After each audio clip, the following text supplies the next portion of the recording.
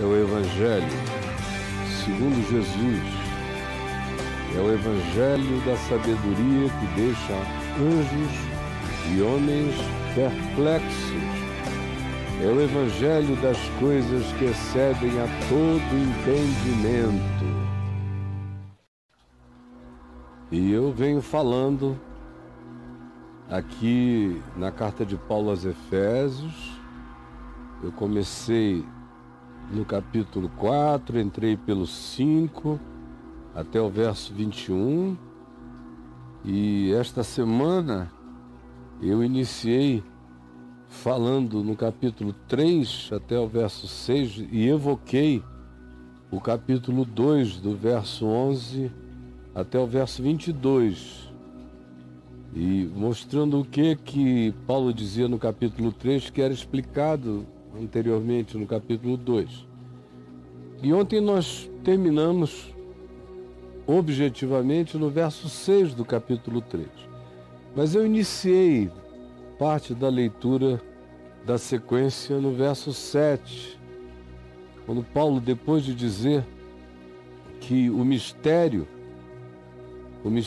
antes desconhecido, antes oculto, e que ele tinha recebido a chave da despensa, essa chave do reino que abria aquele portal que revelava que todos os privilégios que o povo de Israel tinha tido no curso da história, no que dizia respeito a ter conhecido o chamado para crer num Deus único e invisível, de ter conhecido o mandamento que poderia ser mandamento de vida, embora na prática humana dos judeus tenha se transformado em mandamento de culpa, de transgressão. Os privilégios de Israel no que dizia respeito a terem conhecido promessas e alianças e afirmações de Deus de que o futuro humano poderia ser absolutamente glorioso se houvesse consciência, se houvesse obediência, se eles caminhassem na esperança.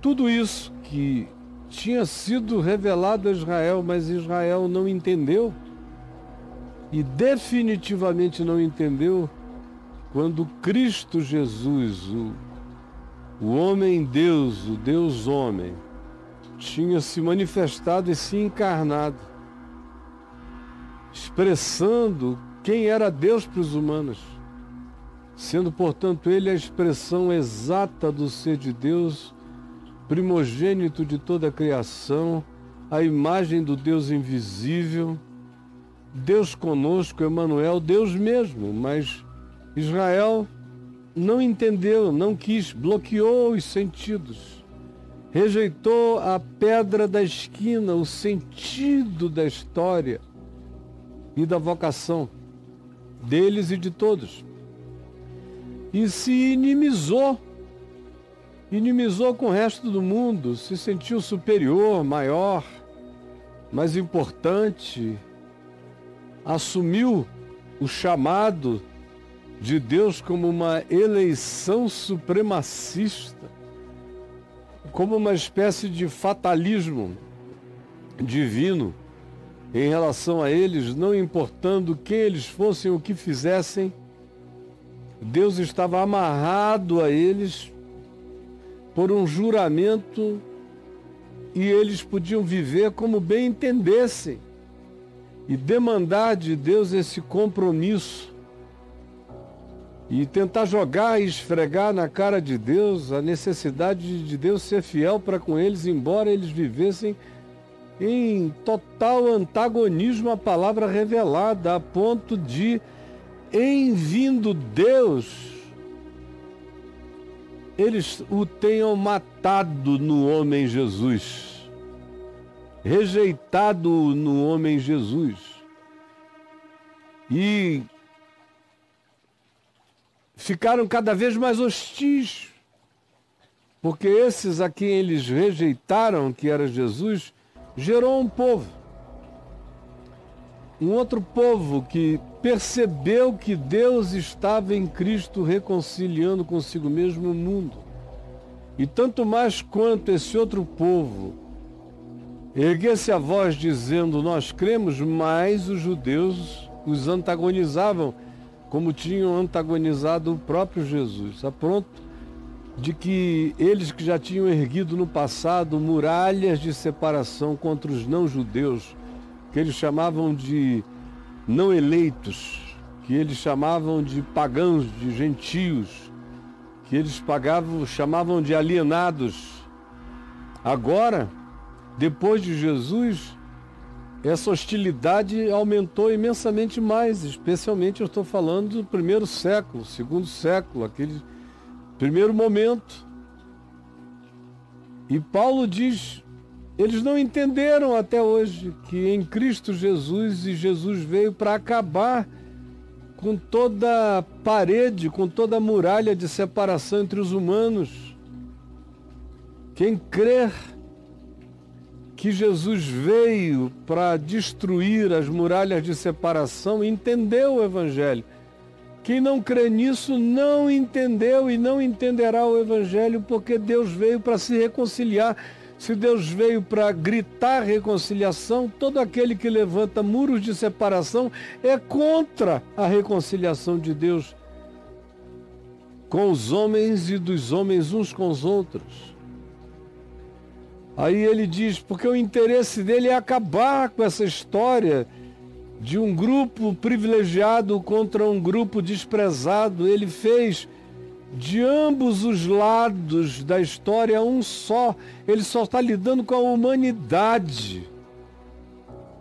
De modo que agora vocês que não são judeus, que não têm o DNA judaico, que não são filhos dessa promessa linear e histórica, nasceram longe e fora dela, todavia, em Cristo e pela cruz, fostes feitos família de Deus, edificados sobre o mesmo fundamento que tudo quanto daqui para frente venha a ser edificado será, ou seja, o fundamento dos apóstolos e dos profetas, do Evangelho, para todos, judeus e não judeus, eleitos e não eleitos, de qualquer grupo ou geração, virem a fazer parte da mesma catedral invisível que está sendo erguida a partir de Jesus, a pedra da esquina, alinhados com Ele.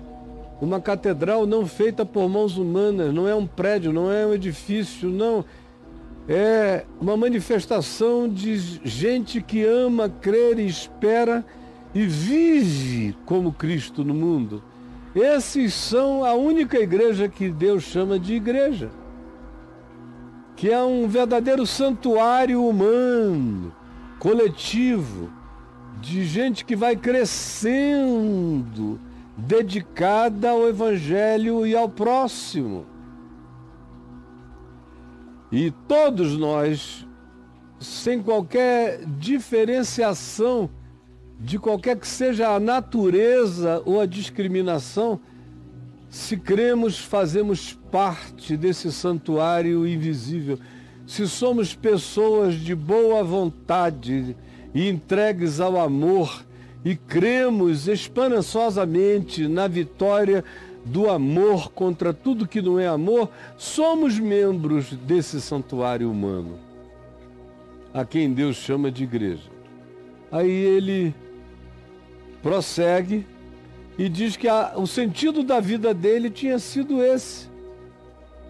Ele recebeu essa consciência, ele se sentia ministrador dessa dispensa. Ele abria a porta dessa dispensa e mostrava esse tesouro, a saber que todos, judeus, gentios ou qualquer ser humano, faziam parte da mesma vocação, que não havia mais nada especial em relação aos judeus, se comparado com qualquer outra criatura humana de qualquer lugar que creia também em Jesus. Eles são co-herdeiros de Cristo igualmente. não são redimidos de segunda categoria, mas são co-herdeiros. Essa é a promessa, a saber, que eu, que não sou judeu na carne, sou co-herdeiro com todos os judeus que não estejam na carne, mas no Espírito tenham discernido que Cristo é o Messias de Deus. Eu sou co-herdeiro, não há nenhuma vantagem para a descendência de Abraão em relação a mim, que creio no mesmo Deus que Abraão creu, a saber, naquele que ressuscita os mortos. Por isto, nós somos membros do mesmo corpo e somos coparticipantes da promessa em Cristo Jesus por meio do Evangelho. Esse é o mistério revelado. E eu falei sobre isso ontem, 50 minutos, tá aqui, em qualquer lugar. Você acha, especialmente aí no YouTube. E eu já venho falando isso desde a semana passada, é uma sequência. Então, hoje eu leio no capítulo 3, do verso 7 em diante. Eu vou até o verso 21, que diz: nós somos coparticipantes, todos. Acabou a muralha de separação, de discriminação, o fosso. Se alguém é de Cristo, não olha mais para a humanidade com esse espírito de separatismo, nem de eleicionismo, nem de supremacismo. Tudo isso é anticristo, tudo isso é anti-evangelho. Então ele prossegue e diz: do qual, se referindo a esse mistério, a essa dispensação, a essa revelação de que não há mais separação, desse evangelho de reconciliação, ele diz: do qual eu fui constituído ministro. Isso soa narcisístico, mas eu aprendi na vida que se o indivíduo não carregar uma convicção do tamanho dessa aqui, em qualquer que seja a geração que ele tenha nascido, vai lhe faltar fé, esperança, amor, alegria, compromisso, vai faltar. Cada um que entende essa mensagem tem que dizer: da qual eu fui constituído ministro. E eu estou dizendo isso há 46, vai fazer 47 anos agora em julho, sem nenhum pudor, sem nenhum receio humano de ser julgado por qualquer que seja a forma de arrogância de quem quer que seja.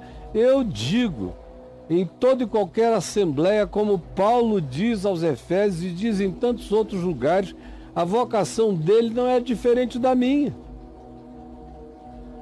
E nem diferente de qualquer que creia na sua geração e que se dispõe a tornar-se uma carta viva de Cristo no mundo, um mensageiro, um proclamador, um embaixador da reconciliação de Deus com os homens. É uma vocação comum, tem que ser uma coragem comum. Só é narcisismo para aquele que olha achando que isso tudo é fruto da sua beleza espiritual, da sua santidade espiritual, da sua formosura espiritual. Esse é um narcisista luciferiano, diferentemente desse outro que sabe que tudo é graça, que é favor imerecido, que ele não foi chamado por virtude própria, mas ouviu a voz gritada sobre todos e teve a estranha e misteriosa graça de dizer: é para mim, eu quero e eu creio.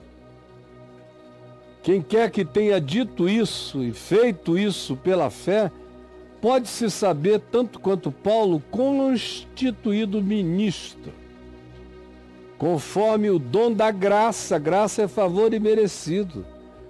Ministro de algo que não merecia, mas que uma vez que acolheu, foi transformado em servo desse privilégio. Ministro não é uma coisa elevada.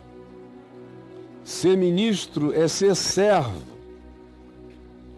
não é como no mundo, que ser ministro é uma honraria privilegiada. No Evangelho, ser ministro é ser diácono dessa dispensa.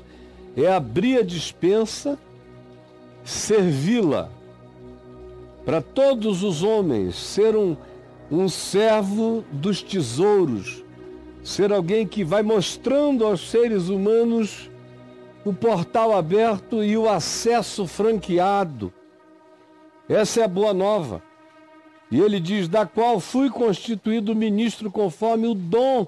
É um chamado na graça de Deus, que foi a mim concedida, segundo a força operante do seu poder.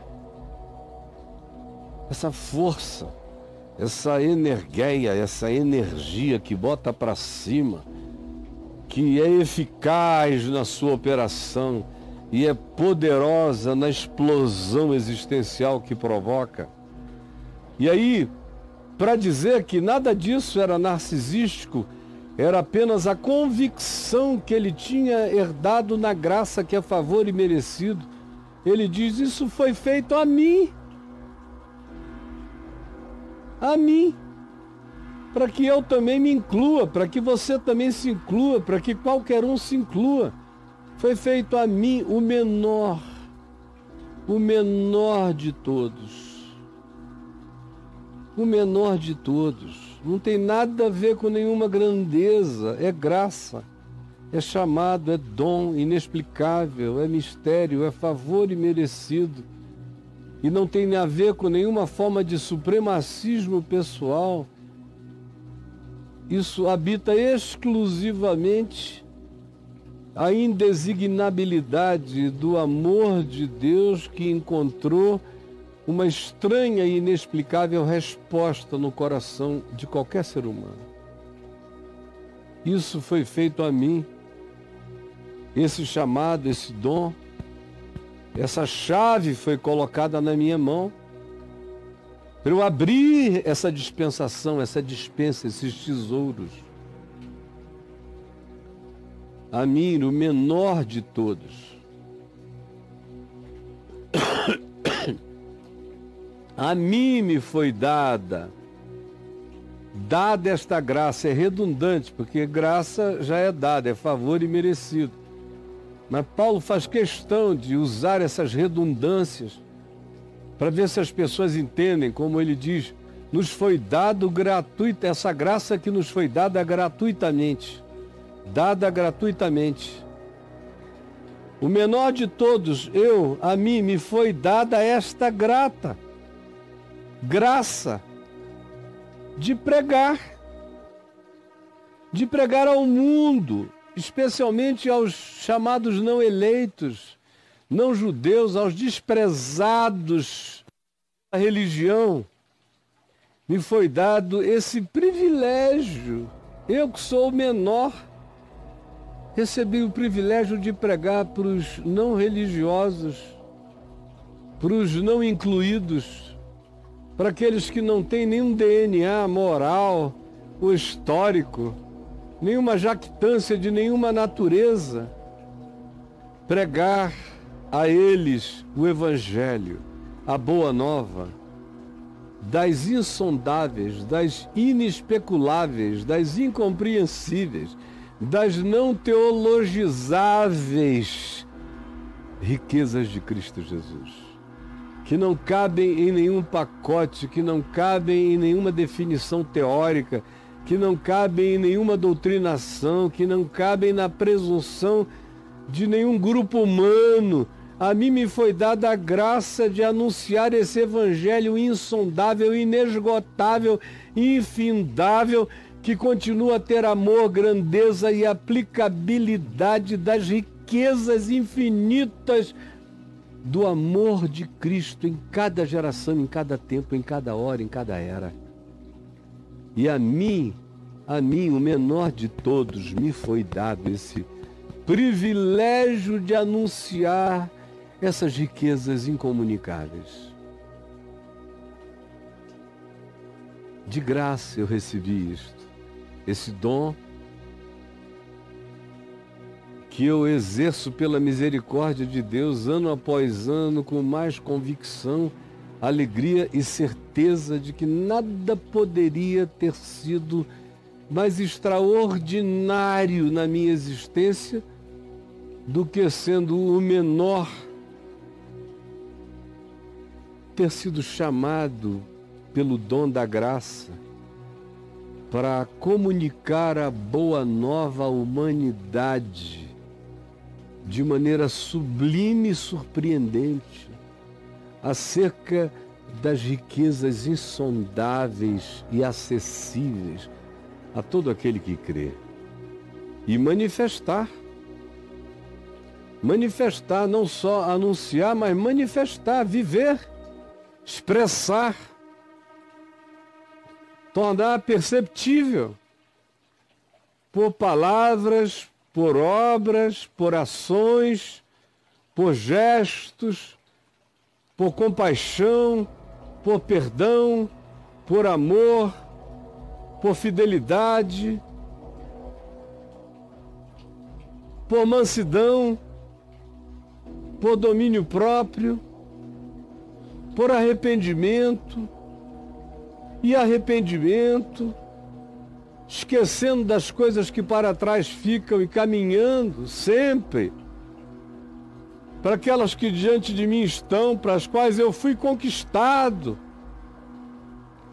para me tornar um Cristo de Deus no mundo e eternamente ser herdeiro de Deus em Cristo, me tornar um Cristo transcósmico, me tornando o que Jesus, o Cristo ressuscitado, se tornou. Essa é a minha vocação, é me tornar isso. E enquanto ela não se absolutiza, eu vou deixando que o Espírito Santo cresça em mim para que eu manifeste a dispensação desse mistério. Para que a partir da minha vida, não só da minha fala, esse mistério ganhe concreção, ganhe expressão.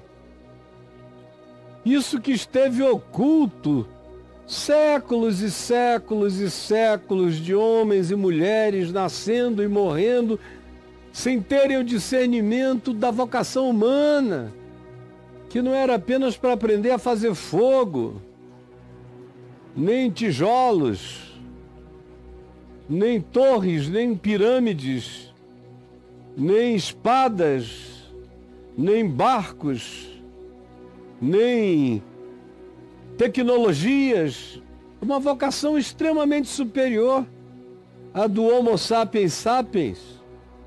É uma vocação para nos tornarmos Homo Christus, que ninguém podia nem de longe vislumbrar e nem pensar, e para os judeus uma afirmação dessa é pura blasfêmia. Foi por causa disso que mataram Jesus, e Paulo diz: eu estou aqui para espalhar essa história não compreendida e oculta, eu estou aqui para espalhá-la por todo o mundo e anunciar que o Deus que criou todas as coisas quer que o destino humano, que o significado humano, que o chamado humano, que a evolução humana se conclua em Cristo. O Homo sapiens tem que virar Homo Christus. Senão ele não evoluiu para ser o que ele foi chamado para se tornar. E eu estou aqui para ensinar e pregar isso e manifestar isso, deixando que na minha vida isso cresça todo dia. E assim, me tornando uma pessoa que entendeu isso, que vive isso, que manifesta isso, uma vida sem muros, sem separação, sem fossos, sem ódios, sem discriminações, cheia de graça e de inclusão, vivendo desse modo e sendo expressão do corpo de Cristo, da Igreja de Cristo, chamando judeus e chamando gentios a quebrarem as muralhas e a se tornarem um só povo, porque de ambos ele fez um, e a entenderem isso, e a viverem isto, e a manifestarem isto, Em assim fazendo, eles se tornam o que Jesus chama de igreja. Edificarei a minha igreja e as portas do inferno não prevalecerão sobre ela.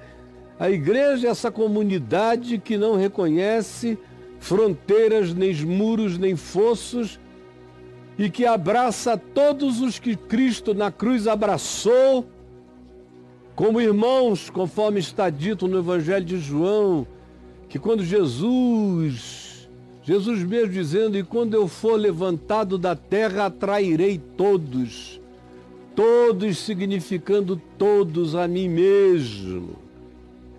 E esses atraídos pela cruz, pela graça, são os únicos que designam e que formam o que Jesus chamou de igreja. Tanto faz se são judeus, se são gentios, são esses que dizem tu és o Cristo, Filho do Deus vivo, e se submetem ao Evangelho, à boa nova anunciada. E Paulo diz, quando isso acontece, a multiforme sabedoria de Deus, porque cada um chega com seu dom, com sua compreensão, com seu entendimento, com a sua colaboração, com seu talento, com a sua graça, com a sua cultura, com as suas expressões, todos convergindo para Jesus, para a cruz, se tornando em torno da cruz a única igreja que Deus considera corpo, a única igreja que Ele chama minha, a única que não será derrotada, a única acerca da qual Ele diz as portas do inferno não prevalecerão contra ela. Essa igreja não tem nacionalidade, não tem edifício, não tem prédio, não tem vaticanidade, não tem concílios, não tem hierarquias, não tem superiores nem inferiores. É a igreja da consciência do reino de Deus. É a igreja dos indivíduos que foram feitos e nivelados em Cristo Jesus pelo perdão universal que a cruz traz sobre todos os homens. Essa é a única igreja reconhecida. Dentro da chamada igreja dos prédios e das instituições, tem gente dessa igreja. E fora da igreja dos prédios e das instituições, tem mais gente ainda desta igreja, que só o Pai e o seu Cristo conhecem, como sendo membros deste corpo, que não pode ser designado por nenhuma presunção humana, e que manifestam a multiforme sabedoria de Deus, a graça de Deus, não circunscrita a nenhuma cultura, a nenhuma geração, a nenhum catequismo, a nenhuma doutrinação, essa multiforme sabedoria de Deus, que através dessa única igreja, não palpável, mas conhecida de Deus e de principados e potestades, que ela manifeste e se torne assim, conhecida agora, dos principados e potestades nos lugares celestiais. Os principados e potestades nos lugares celestiais não estão nem aí para aquilo que você chama de igreja. Eu digo com todo respeito, eu já nasci sabendo disso. Eu nunca achei que a igreja presbiteriana, onde eu nasci, tinha poder. Nem a Assembleia de Deus, nem a Igreja de Deus, nem a Igreja Deus é Amor, nem qualquer outra igreja ou grupo. Nada. Para mim, a única igreja era aquela que ninguém conseguia saber onde estava. Sempre soube que era assim. Que era formada de uma convergência de corações para Deus em Cristo. E que essa verdadeira igreja, assim como o joio no meio do trigo, não poderia ser separada por mãos humanas, nem designada por denominações ou apelidos humanos. E ela podia estar dentro do cristianismo tanto quanto fora dele, porque essa verdadeira igreja é uma congregação de humanos que decidiram viver em torno do significado do amor, do perdão, da compaixão e da preservação de tudo que Deus criou para ser tratado com bondade, com amor, da natureza à relação com o próximo.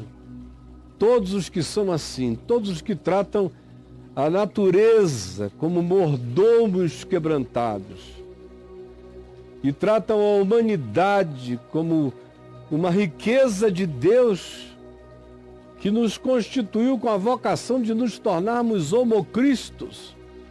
Todos esses que olham para o ser humano como sendo a imagem e semelhança do sublime e que, mesmo não tendo nenhuma teologia a respeito, tratam e agem dessa forma, esses são igrejas de Deus, mesmo que estejam longe de qualquer coisa que os homens chamem de igreja ou que até nem gostem do que eles chamem de igreja. Eles são igrejas em Deus e são respeitados por principados e potestades.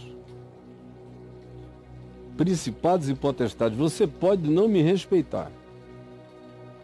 A sua denominação pode falar mal de mim.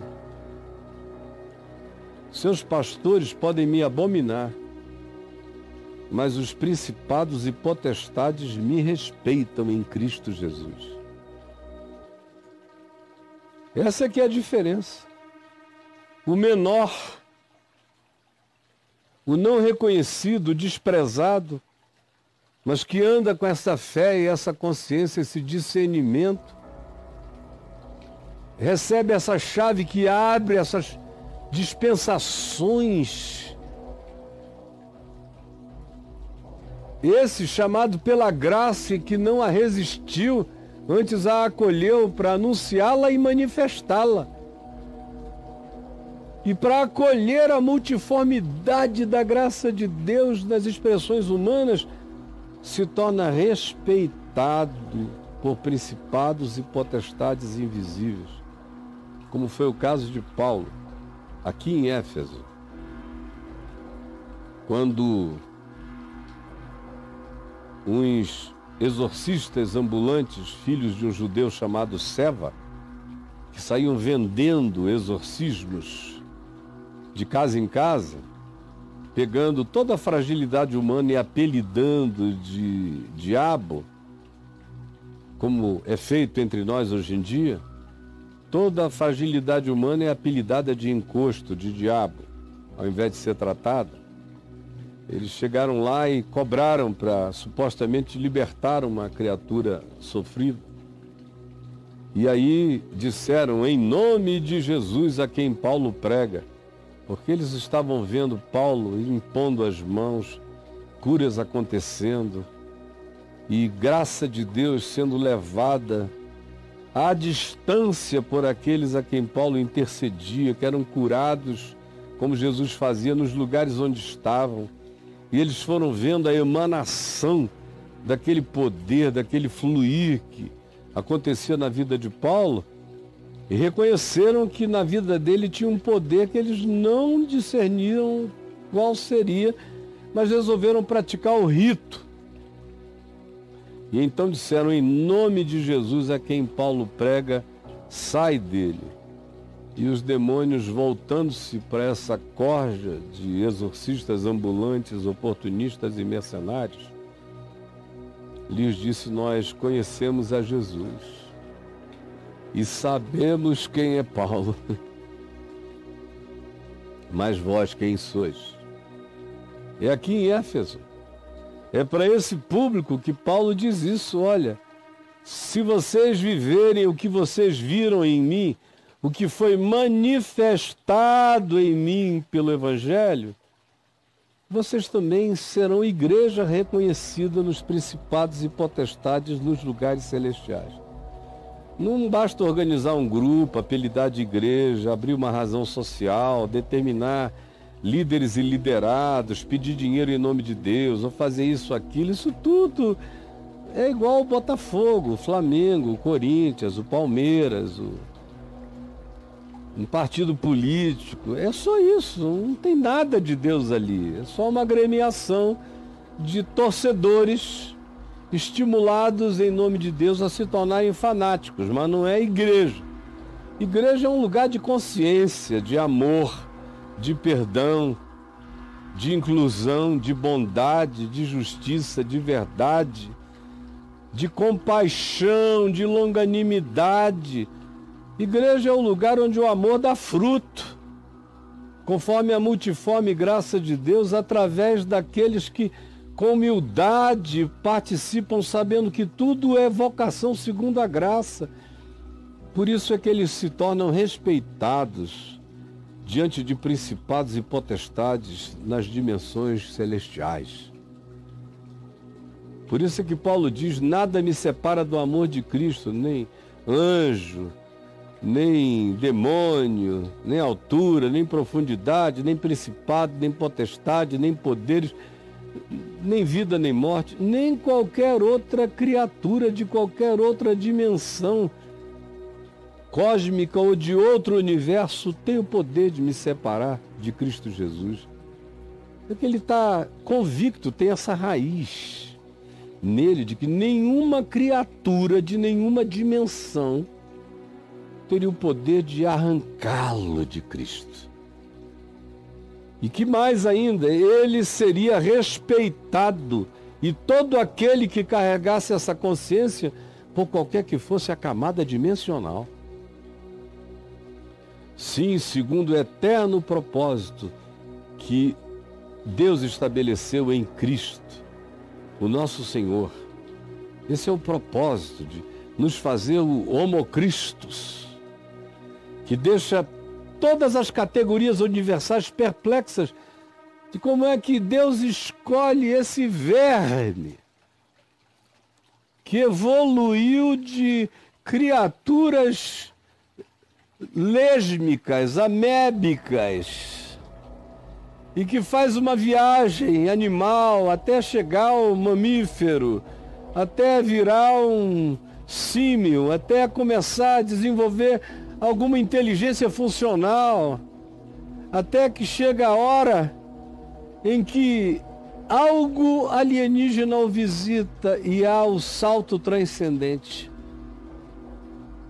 O sopro, o hálito da consciência é soprada sobre ele, ele abre os olhos e se enxerga. E se enxerga.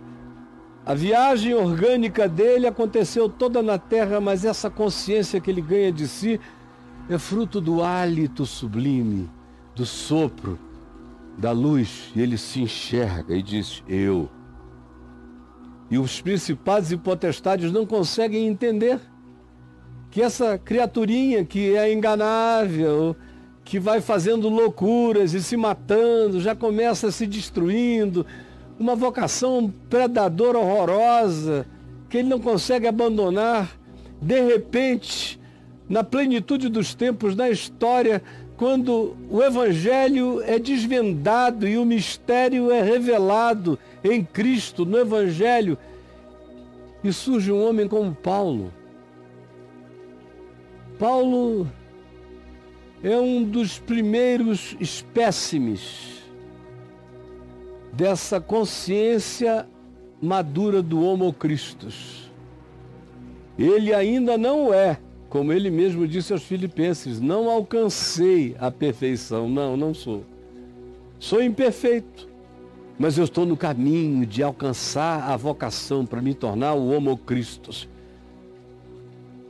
A evolução não para no Homo sapiens, ela vai para virar evolução em Cristo, que é o Filho do Homem, que é a completude do significado humano. E eu fui chamado para me tornar a manifestação dessa completude, que está em processo em mim agora, mas tanto mais quanto esteja em processo, mais reconhecida ela é pelos principados e potestades, de acordo com esse eterno propósito. Porque o propósito de Deus não era fazer Homo sapiens, o propósito de Deus é produzir Homo Christus. Esse é o eterno propósito que ele estabeleceu em Cristo, que todo homem vire um Cristo de Deus para a vida eterna. E ele diz, olha, é preciso ter muita ousadia para dizer o que eu estou dizendo, mas eu tenho. Eu, esse ser pequenininho, que sei que tudo isso que me habita não é fruto de nenhuma justiça própria, de nenhuma glória pessoal, mas é graça, é favor imerecido. Eu tenho essa ousadia, porque Deus não me deu espírito de covardia, mas de poder, de ousadia, de amor e de moderação. Eu tenho essa ousadia. E eu tenho não só essa ousadia para anunciar isso aos homens. Vocês estão olhando para um Homo Christus em processo, que dia a dia vai deixando o Homo sapiens para trás e vai virando um Homo Christus. Não só tenho essa ousadia, mas eu tenho acesso.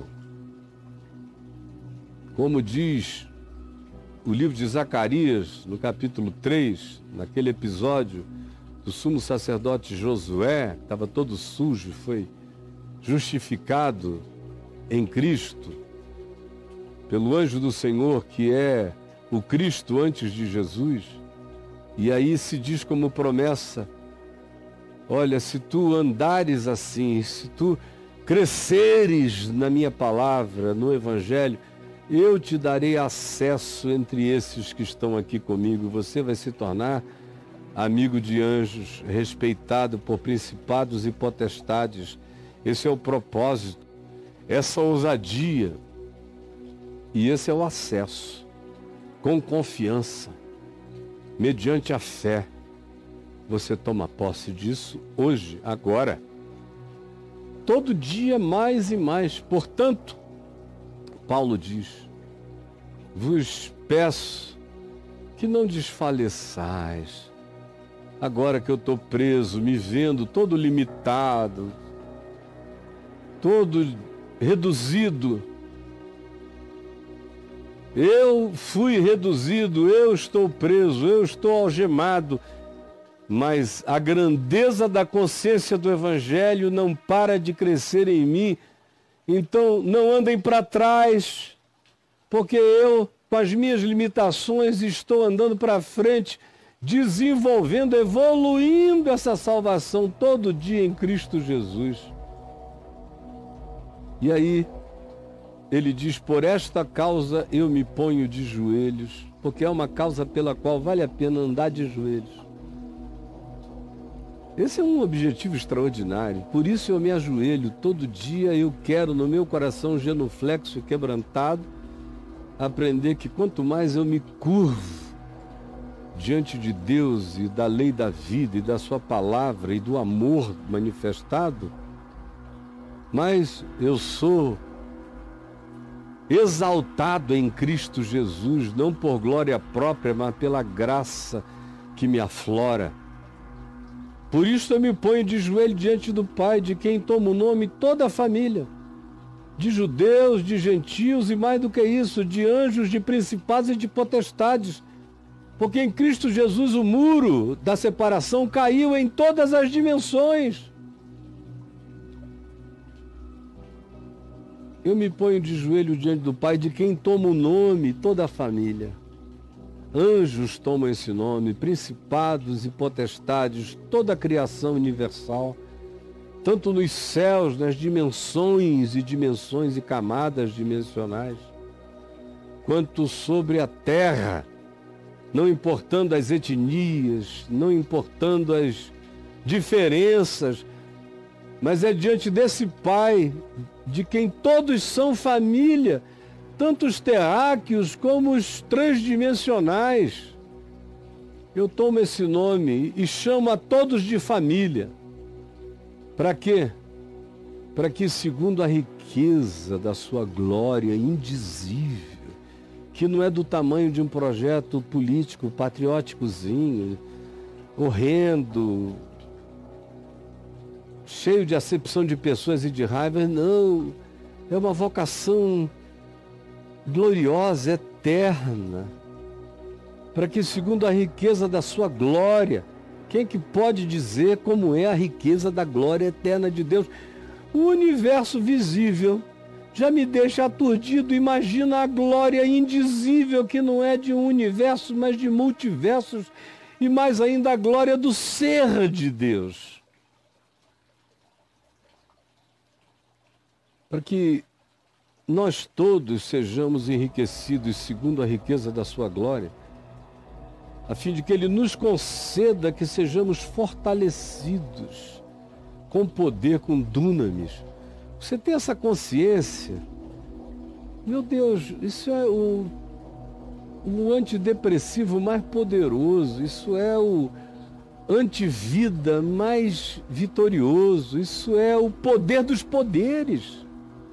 É carregar essa esperança, essa explosão dentro de si, mediante o Espírito Santo me habitando, como garantia de que essa é a minha vocação. Eu sou habitado por Deus, por Cristo, me habita. Olha para mim. Você quer saber onde Jesus está? Está aqui, ó. E ele diz, e assim, sendo assim, por causa disso, para todos os que assim queiram, habite Cristo nos vossos corações, pela simplicidade dessa fé, confiante, estando vós arraigados e alicerçados em amor. Porque sem amor nada aproveita, nada acontece. O Evangelho só realiza esse bem se o meu coração estiver arraigado e alicerçado em amor. E amor não é para o mundo invisível, amor é para o próximo. Eu amo a Deus amando o próximo e amando a criação, preservando a criação e preservando o meu semelhante. Eu me arraigo em amor. E esse poder explode em mim. E aí a minha compreensão aumenta. Não a minha inteligência cerebral, mas a minha inteligência espiritual se dilata. E eu começo a enxergar com a intuição, eu começo a enxergar para além da visão, eu começo a saber para além da constatação. Paulo diz, a fim de poderdes compreender qual é a largura, que não tem largura, e o comprimento, que não tem extensão, e a altura, que não tem teto, e a profundidade, que não tem chão. Não é alguma coisa que uma lei matemática e física demonstre. É uma compreensão que transcende o melhor da física e vai para além da ervilha concentrada de qualquer que seja a pressuposição física de um Big Bang. Vocês vão compreender o que está para além das paredes dos estudos cósmicos. E vão conhecer sem entender, Essa é uma dimensão extraordinária. Vocês vão aprender a conhecer aquilo que o intelecto não pode fechar nem concluir, mas que o espírito pode intuir e conhecer. Conhecer o amor de Cristo, que excede a todo entendimento, teologia, filosofia ou explicação, para que então vocês sejam tomados de toda a plenitude de Deus. Olha que coisa linda! Eu jamais me converteria a nenhum evangelho menor do que esse. Não me serviria. Por isso eu jamais seria homem de um livro, de uma catequese, de uma teologia sistemática, de nada, porque aqui não cabe nenhuma teologia sistemática, nenhuma filosofia. Tudo tem altura, tudo tem largura, tudo tem comprimento, tudo tem profundidade. Isso aqui excede a tudo. E te chama para conhecer aquilo que não dá para entender, mas que você se apropria pela fé que atua pelo amor e pela confiança. Por isso a fé é a certeza das coisas que se esperam e a convicção de fatos que se não veem. E ele então conclui, e eu com ele concluo, porque o meu tempo já passou, dizendo, ora, há aquele que é poderoso para fazer infinitamente mais. Infinitamente é infinitamente, é o que está para além do designável. Aquele que é poderoso para fazer infinitamente mais do que tudo que pedimos. Não tem pedido que alcance o que ele pode fazer.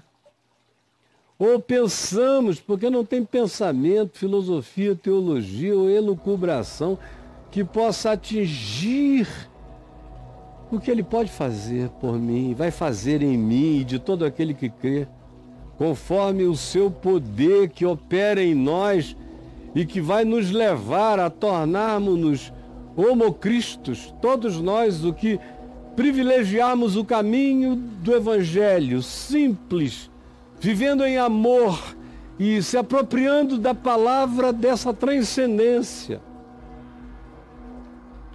Segundo esse poder que não para de crescer em nós, como eu vejo nos últimos 46 anos da minha vida, como esse poder cresceu em mim, na minha consciência, na minha compreensão, na minha pacificação, nas minhas resoluções, na força que me habita na minha fraqueza. Sim, Ele que fará, porque já tem feito em mim muito mais do que eu jamais pedi, muito mais do que eu jamais pensei, e ainda fará para além de toda e qualquer possibilidade imaginativa, pois está escrito: o que olhos nunca ouviram e ouvidos nunca ouviram, isso Deus tem preparado para aqueles que o amam. E Ele já nos revelou pelo Espírito a riqueza dessa glória que transcende a toda compreensão.